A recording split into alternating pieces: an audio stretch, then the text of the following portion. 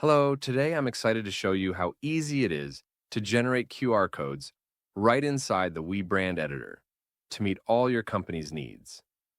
On the left side of the editor, you'll find the QR code generator. With just a few clicks, you can instantly create a live QR code link. For those needing more customization, you can easily edit the QR code to add your company logo, adjust background and QR colors, and fine-tune the spacing. This means every QR code your team creates stays perfectly on brand, giving you both flexibility and full brand compliance. Now, let's look at creating a contact card QR code. The process is just as straightforward. Simply enter the user's details, like name, phone number, email, job title. And you also have options to add the company name, address, website, and birthday.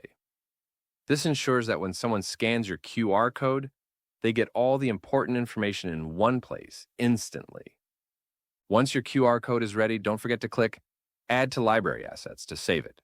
You can then easily access and switch between your personal and company assets whenever you need, giving you more control and speed when sharing information.